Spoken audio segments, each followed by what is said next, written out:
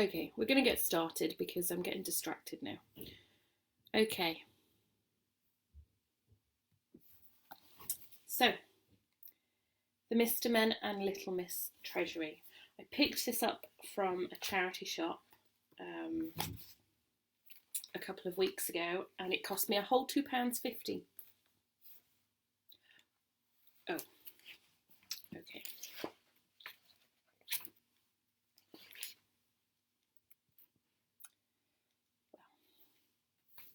We don't like to say that children have been naughty, Andy, but yes. Okay. Mr. Tickle in a Tangle. Can you see Mr. Tickle? He has super long arms. Okay. Let's turn this way so you'll be able to see. This is a very heavy book. I'm going to try and not drop it. Mr. Tickle's long arms come in very handy most of the time. But imagine what trouble they cause when they're not tickling. Now, who does that extraordinarily long arm belong to? Of course, Mr. Tickle. And Mr. Tickle's long arms come in very handy. They can reach kites caught in trees. Look at that, all the way up to the top. They can answer the phone when Mr. Tickle is in the bath. But most importantly, they are splendidly perfect for tickling. Tickling people round corners, tickling people through upstairs windows, and even tickling people on the other side of letterboxes. Okay, I'm just going to say, I don't think you should be tickling people through their windows or letterboxes or round corners without their consent, because we don't like that. We like to have people's consent for these things, especially for things like tickling. Okay, so please don't go tickling people through their letterboxes. However, there are days when these extraordinarily long arms are not so handy. Days when they are nothing but a nuisance. Days like last Monday. Mr. Tickle was lying in bed eating breakfast when he heard his garden gate open. It was Mr. Stamp, the postman. Can you see Mr. Stamp there? Quick as a flash, Mr. Tickle sent one of his long arms down the stairs to tickle Mr. Stamp. Or that's what he intended to do, but somehow or other his arm got tangled up in the banisters. Poor Mr. Tickle. It took him an hour to untangle his arm.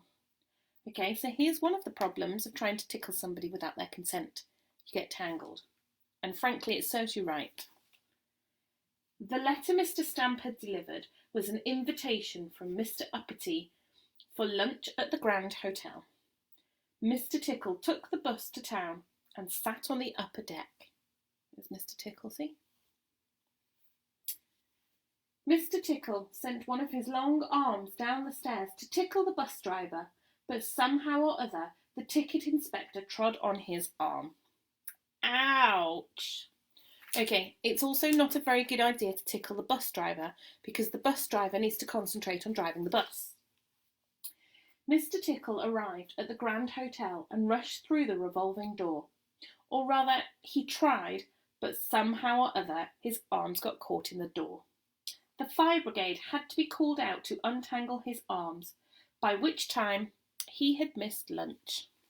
You see he's all tangled up.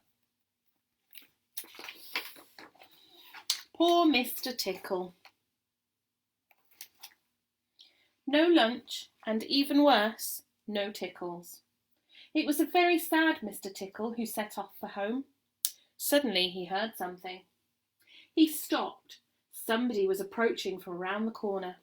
Mr. Tickle smiled to himself and sent both arms around the corner to tickle that somebody. She does not look very happy with that, does she? Okay, let's remember, no tickling without consent. That somebody was little Miss Naughty.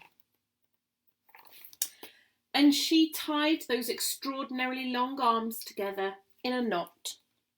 and that serves him right. Don't tickle people without their consent, please. When he got home, Mr. Tickle fell back into his armchair. What a terrible day! Not one tickle. Suddenly there was a knock at the door. It was little Miss Tiny. Mr. Tickle stretched out one of his extraordinarily large arms, longer arms even.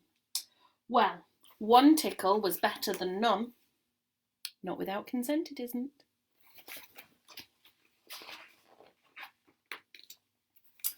Even if it was a tiny tickle. Okay, it's been a long time since I've read any of the Mr. Men and Little Miss books, and I'm very quickly realising that they might not be the best stories to be sharing. Before I read any others, I'm actually going to check through them and make sure they're okay, because it's not okay to tickle somebody without their consent. You might think that tickling is fun, and even if the person is laughing, if they don't give their consent, you need to not be doing it. Okay? Here endeth the lecture and the story. Thank you for joining, and I will see you if you're joining me later at 7 for more Matilda. Bye.